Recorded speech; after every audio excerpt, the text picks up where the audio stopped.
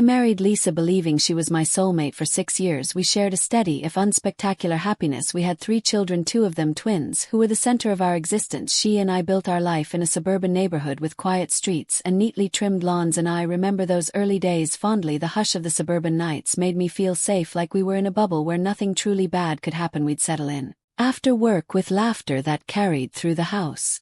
The twins sing in their cribs, our oldest child already trying to toddle around the living room. Often when I got home, Lisa's smile lit the hallway. She'd greet me with a warm hug, a joking complaint about diapers or dinner, and everything seemed perfect, so perfect I never imagined how quickly it could all unravel. It started last year with a single choice Lisa made without asking my opinion. That choice wrecked our marriage so thoroughly that it left only betrayal, rage, and a driving need for revenge in me. And if anyone had told me back then that Lisa's loyalty could be so thin, I would have called them a liar. But the truth is, loyalty can vanish faster than you believe. When a person decides their spouse no longer matters. One night, she dropped the bomb. Her twin sister Sarah and Sarah's husband Kevin wanted a baby. They had struggled for years, and Sarah's doctor recommended surrogacy. Lisa planned to be that surrogate, but the blow that truly shattered me wasn't the idea itself, it was the fact. She never bothered to consult me beforehand. She had already begun the process behind my back. I remember the moment clearly, as if etched in my mind. We were sitting together on the couch, well, physically together, but each lost in our own thoughts. A late-night comedy show flickered on the screen, half forgotten. Lisa glanced at me, phone in hand, and said almost casually, "Grant, there's something I've decided to do." The casual nature of her tone set off alarm bells in my head. Lisa only spoke like that when she had a big announcement, something she was determined to push through regardless of what I thought. My stomach nodded. I muted the TV. I asked, "What going on? You look serious." She smoothed a dark strand of hair behind her ear. "I'm going to be Sarah's surrogate." I blinked. "What do you mean?" Lisa held my gaze, her voice steady. "Sarah can't have a baby. She's been through multiple IVF cycles and nothing's worked. The doctor suggested a surrogate, and because Sarah and I have the same DNA, I'm practically the perfect candidate. I've already spoken to the clinic." She said it so matter-of-factly that for a second I thought she was joking. When I saw no hint of a smile, my heart rate spiked. "You've already," I said, swallowing hard. "Lisa, are you telling me you're carrying Kevin's child?" She exhaled. "Sarah's child and Kevin's child. It would be their embryo genetically. I'm just the carrier." I felt my jaw tighten. "And when did you decide all this exactly?" Without telling me, she raised her chin. "I knew you'd freak out. This was a decision I made because Sarah's my twin and I can't stand seeing her miserable. Kevin and I talked about it extensively, and I'm certain it's what I want to do." "Kevin and you talked about it extensively," I repeated, a hot coil of anger in my gut. "That's great. Meanwhile, I'm your husband and I found out last. Do you have any idea how I feel?" Her eyes flashed with exasperation. "Grant, I'm sorry, but it's my body I'm doing this with. Or without your permission. I hoped you'd support me, and yes, I should have told you sooner, but I knew you'd try to stop me, and this is too important." I could barely speak for a moment, my throat so tight with fury. "So that's it, you're telling me to accept a pregnancy that isn't mine, to watch you carry another man's child under our roof, and you think I'll just smile and clap my hands?" Lisa set her phone down, crossing her arms. "You can call it what you want, but this is happening. Sarah and Kevin are counting on me, and if you really love me, you'll respect that." An icy calm settled over me, more frightening than outright anger. "Respect? You don't show respect by blindsiding your husband with a choice that impacts our marriage. You're not just making decisions about your body, you're making decisions about our family." She stood, fists clenched. "Stop acting like you're the victim. Sarah is family too, and I'm saving her. If you can't see that, then maybe I've overestimated you all these years." That final statement sent me over the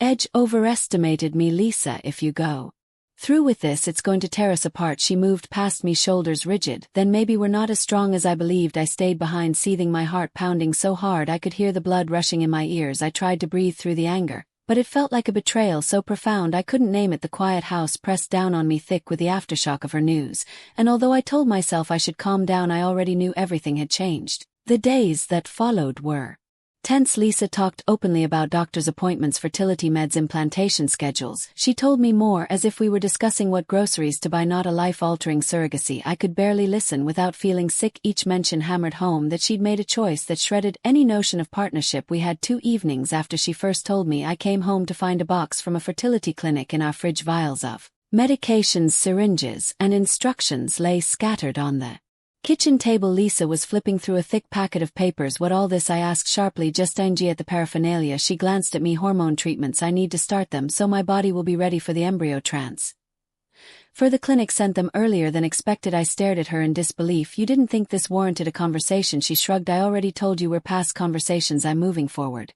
My voice came out low but tight. "Oh, you ignoring my feelings in this? You Don't care that you're pushing me away, do you? She rolled her eyes. Stop being melodramatic, it's 9 months, and then I hand the baby over to Sarah. It's not like I'm replacing our children with another one. This is to help my sister. You can rationalize it all you want, I muttered. But if you do this, I promise you I'm not staying in this marriage. She looked up, gazed steely. Grant, you're free to leave if your pride can't handle my decision. My face burned. Pride? This has nothing to do with pride. It has everything to do with partnership. You completely blindsided me. Talked about it with Kevin. So what if I talk to Kevin? She demanded, her voice rising. He's the father of the embryo. He needed to be part of the discussion. I let out a mirthless laugh. And I'm the husband you took vows with, or is that irrelevant now? She picked up the papers again, effectively dismissing me. We're done here, Grant. I stood there, and ache in my chest. She wouldn't even see the damage she was doing. My fingers twitched with the urge to rip the fertility papers from her hands and tear them apart, but I knew that it make me look like a madman, so I turned on my heel, left her to her new project, and tried to steady my breath. That night as I lay awake in bed, I silently decided if Lisa insisted on forging this path alone, then so be it. I'd file for divorce, because no matter how I twisted it, I couldn't stand to watch her belly grow with Kevin's child. When Lisa found out I had contacted a lawyer, she stormed into the living room where I was helping our oldest child with homework. Fury radiated off her. How dare you? She hissed, careful not to alarm our child, who was busy coloring. I sat down the crayon, told my kid to stay put, and guided Lisa into the hallway. Lower your voice, I said. I don't want the kids hearing our fight. She glared at me. So you thought it was acceptable to rush to a lawyer and start divorce proceedings? My chest burned. I told you what would happen if you went forward without me, and you did it anyway. I'm done being disregarded. She shook her head, tears in her eyes, but they were tears of anger. Grant, we can fix this. You just need to accept I'm doing this. Then we move on. I held up a hand. No, you're not hearing me. There is no fix. You went behind my back, used our finances, signed up for a surrogacy as though our marriage was secondary to your sister's child. Did you seriously expect me just to say your honey? That's great. Her lips quivered. I didn't think it'd come to divorce. God, you're so cold. I barked a short laugh. Maybe I am now, but I wasn't cold when you made that decision. That's what turned me this way. She opened her mouth to retort, then slammed it shut. If she wanted to throw more accusations, she seemed too furious to formulate them. Finally, she spun on her heel and marched upstairs. I just stood there, heart pounding, wishing I could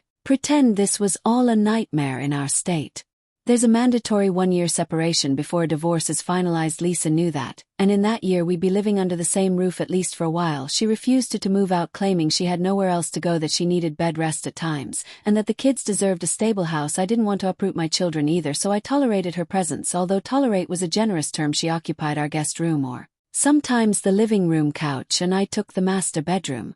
We moved like strangers, sharing space, barely speaking. The kids picked up on it, of course, and asked why Mom and Dad no longer sat together at dinner. We tried to act civil in front of them, but tension seeped into every corner of the house. Lisa's twin sister Sarah showed up one weekend with Kevin and Toe. I found them in the living room looking at baby strollers in a glossy catalog, as though they owned the place. Our kids were outside playing, so I had no reason to pretend courtesy. Kevin rose from my recliner when I walked in. Grant, hey, he said awkwardly. We were just, planning for the baby. Lisa rubbed her belly, which had just begun to show. Kevin and Sarah want to make sure we're prepared. I need certain things in the house to be comfortable. I stared at her. Why can't Kevin buy all that for his own home, since that's where the baby will eventually live? Kevin let out an uneasy chuckle. Oh, well, we thought it'd be good to have supplies here for while Lisa's carrying. I cut him off. Don't you dare talk about supplies in my house like it's your personal baby lounge. Lisa's cheeks flushed. You're being unreasonable. Do you expect me to stand for hours in their place if I'm nauseated, or if I need rest? I live here, Grant. I clenched my jaw. Yes you do, but maybe Kevin and Sarah should show some respect for me and not treat this house like their baby planning HQ. Kevin glanced at Sarah, who stood behind the couch, arms folded. Sarah gave me a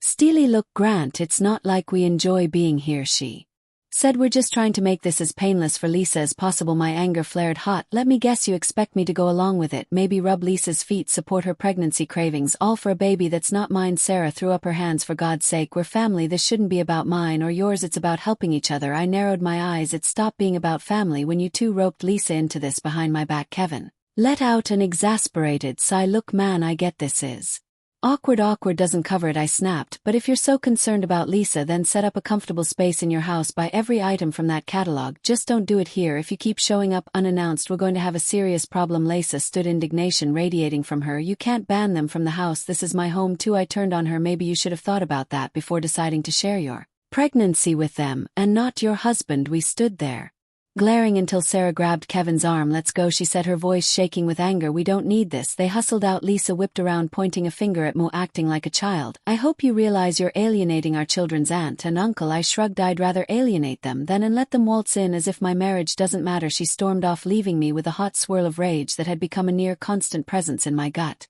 The following months were a grim routine.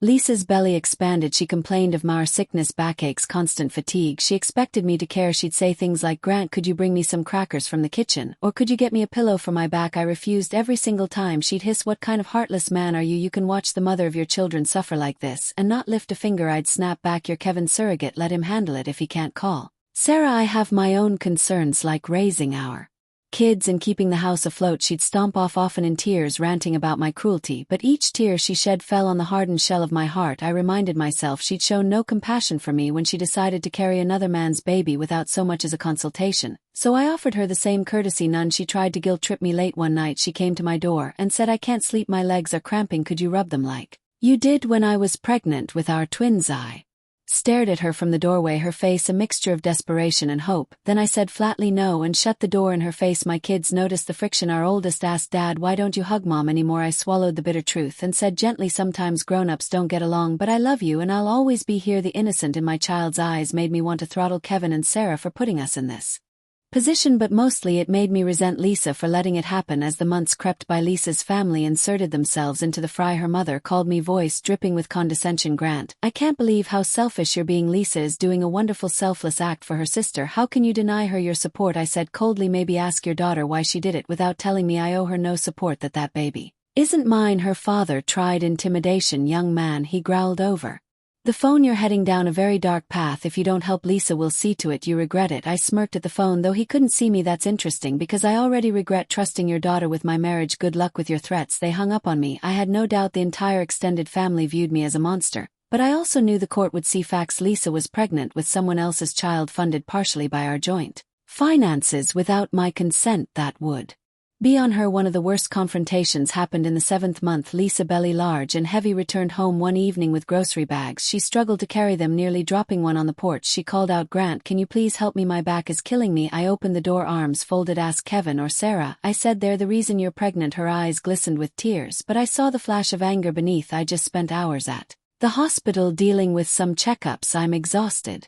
"I'm still your wife whether you like it or not," I snorted. "Not for long, and certainly not in spirit. You made that clear." She let out a wail of frustration and turned to drag the bags inside on her own. A couple cans fell out rolling on the porch, but I didn't move. She ended up bruising her forearm trying to wrestle everything in at once. Breathless, she set the groceries on the kitchen table and glared at me. "You can't keep punishing me like this," she spat. I arched an eyebrow. "I'm not punishing you, I'm just refusing to play the supportive husband role you threw away." She set a hand on her belly, tears streaming. "When this baby's born, you'll wish you hadn't been so callous." I laughed, a sound devoid of humor. "Believe me, I won't, because you'll be gone, and this child will be out of our lives." She inhaled sharply as if I'd struck her, then stormed off into the guest room, leaving me with a house that felt stiflingly silent despite the drama. I exhaled, wondering if I'd crossed a line, but whenever pity for her threatened my resolve, I remembered that she'd made a unilateral choice that spat in the face of our marriage. My anger held firm when Lisa went into labor unexpectedly around the 8th month. It was just past midnight. I heard moaning in the hallway, followed by frantic knocks on my bedroom door. "Grant," she shouted, voice trembling in pain. My water broke. "Oh God, the contractions are coming. Please help me." I opened the door to see her face.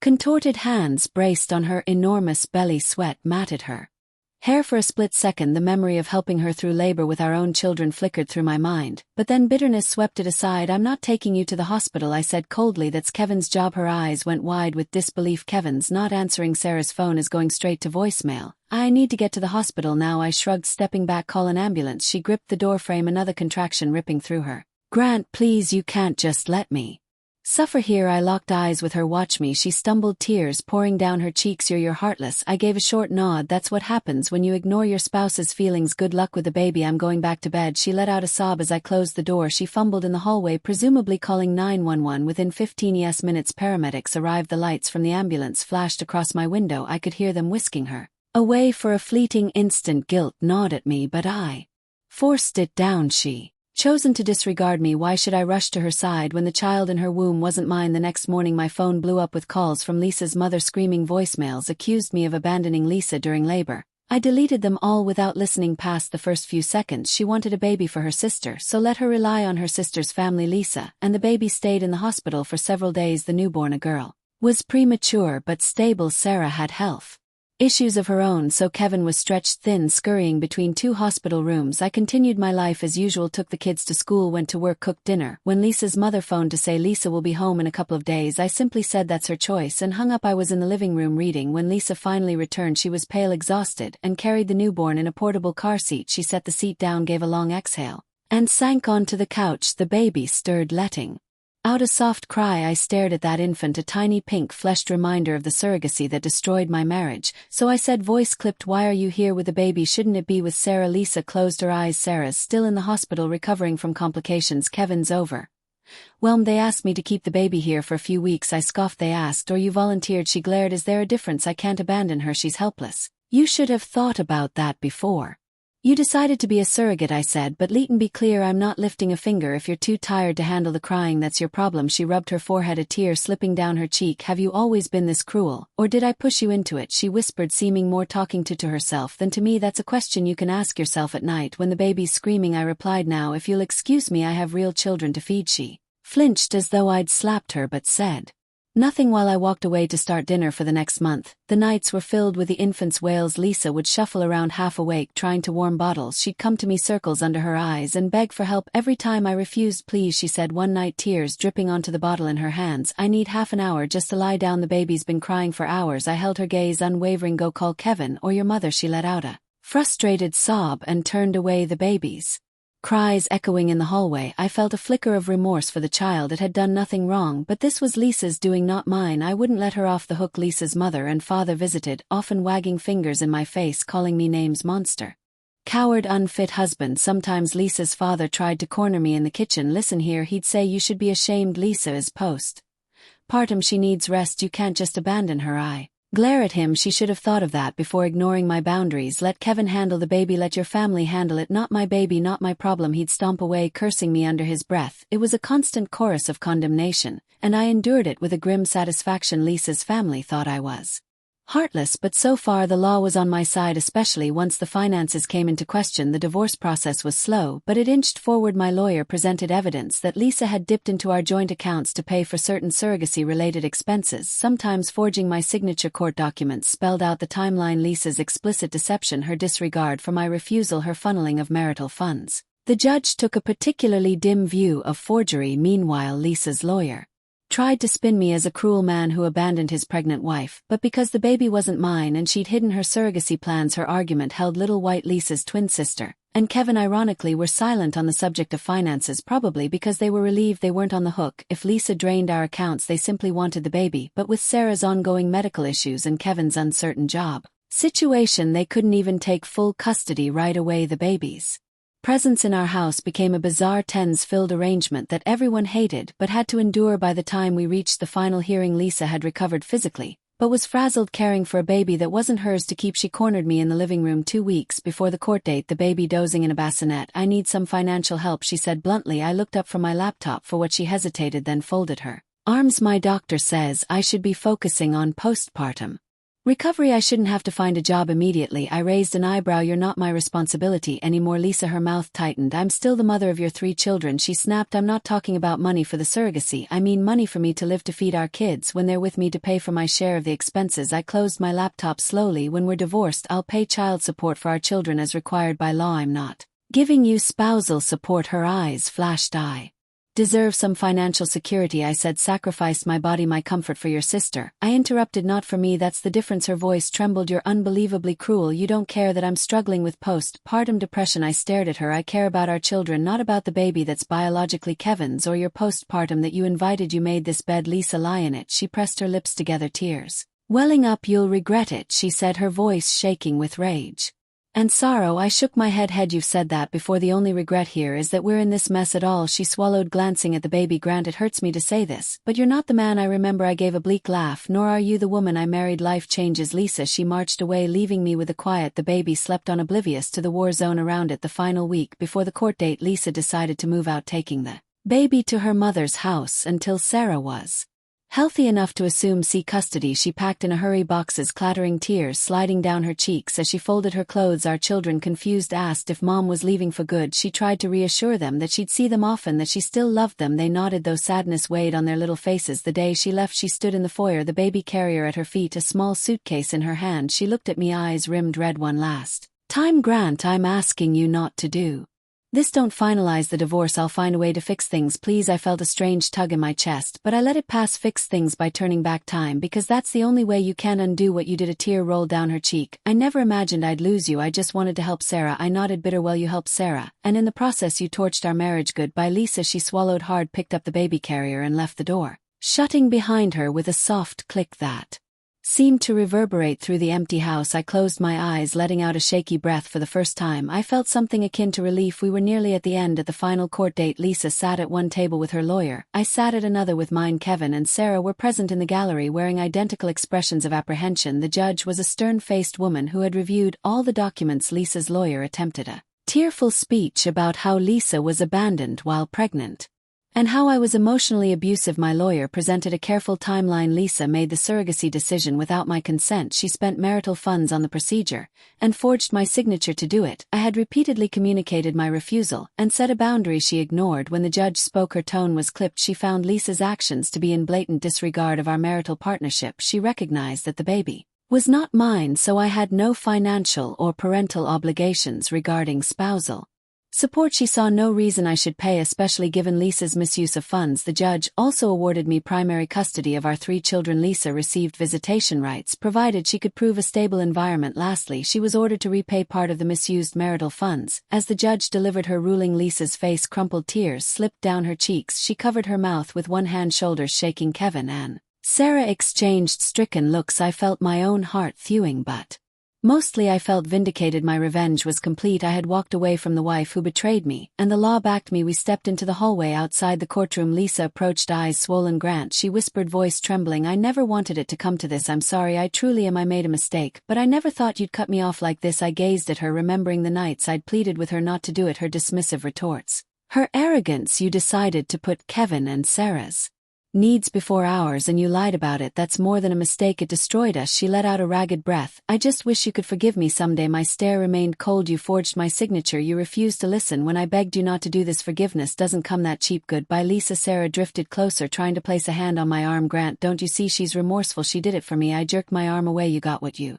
wanted. That baby is yours now. You can deal with the fallout. You and Kevin can support Lisa if you think she deserves it. I'm done. They stood there speechless as I headed for the exit. The corridor felt brighter as I walked away, as if a crushing weight had been lifted. In the weeks after the final decree, Lisa moved in with her mother, the baby still with her, until Sarah fully recovered. Whenever I saw Lisa during custody exchanges of our 3 kids, she looked frail, regretful. She'd ask how the children were doing, and I'd answer politely but kept my distance. She'd cast forlorn glances at me, as if expecting some sign of tenderness. I offered none. Kevin and Sarah eventually took over raising their baby. Rumor had it they were strapped for cash. Kevin's job had cut his hours, and Sarah's hospital bills piled high. Lisa, financially drained, struggled to find a stable job. My kids, however, were doing much better. Once the tension left the house, we fell into a calm rhythm. School days, weekend outings, family movie nights. No more crying baby to wake everyone at midnight. No more silent warfare in the hallways. Occasionally Lisa texted me or emailed me talking about regrets, about how she never foresaw Kevin's unreliability or Sarah's ongoing health issues. She mentioned that being a surrogate hadn't truly helped anyone in the end, it had just created more chaos. I offered polite, minimal replies, only addressing our children's schedules or needs. One day my oldest child looked up at me while playing with Legos. Dad, do you still love Mom? I paused, kneeling beside them. I care about her because she's your mother. But sometimes grown-ups change and they break trust. They seem to accept it, returning to their little plastic bricks, the matter resolved in their mind. Kids can be so direct. It's one reason I love them fiercely. There's no pretense, no hidden agenda. Months turned into a year, the divorce well behind me. I finally felt free. I kept the house, a stable job, and primary custody. Lisa drifted in and out of the children's lives, never quite regaining her footing. Kevin and Sarah had their new baby, but from what I heard, it was no fairy tale. They had medical bills, arguments about finances, and little time to lend Lisa a hand. She had turned to her parents, who were willing to help only so much. People sometimes asked, why didn't you help her after the birth? It was obvious she was overwhelmed, and I'd answer, she made a decision that excluded me, and she faced the consequences. They'd often shake their heads, calling me merciless. Perhaps I was. But in a marriage, respect and honesty are vital, she showed. Neither in the end. My revenge wasn't about violence or public humiliation, it was about letting her face every single ramification of her choice alone. I withdrew the support she had taken for granted, and let her see how stark the world could be when she neglected her husband's trust. The judge saw it my way, and so did life's harsh reality. If you ask me now whether I regret how merciless I was, I'll say no. Lisa dealt the first blow. By betraying me, I responded in kind by giving her exactly what she asked for: autonomy, no shared finances, no emotional support, no illusions that we'd stay married through a pregnancy I never consented to. And in the end I got my freedom and my children while she was left to grapple with a selfless act that shattered our marriage. That's the story of how surrogacy for her sister turned Lisa from my beloved wife into a stranger, and how I found my satisfaction in not saving her from her own choices. If that's cruel, then cruelty was the price of my dignity, and it was a price I was more than willing to pay.